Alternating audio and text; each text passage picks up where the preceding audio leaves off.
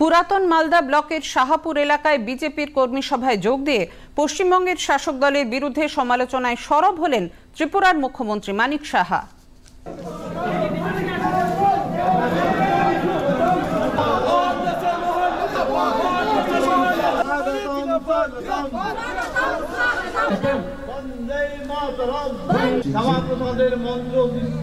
সাংগঠনিক জেলার লোকপ্রিয় সভাপতি কি নেতা নেত্রী দেখছি আজকে পশ্চিমবাংলার থেকে মারপিট গুন্ডামি এইগুলি তো দেখছি।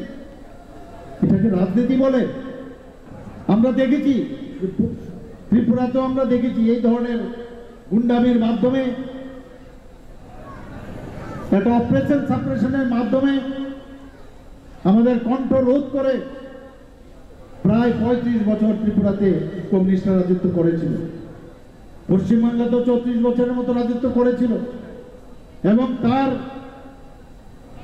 কারণেই কিন্তু এখানে তৃণমূলের সরকার এসেছিল। কিন্তু আজকে আমরা কি দেখছি? সেই কার্বন কপি নয়, মানে তারও যদি কয়েক ফোল্ড হয় সে একই কায়দায় আজকে সন্দেশখালীর মতো অবস্থা এখানে দাঁড়িয়েছে।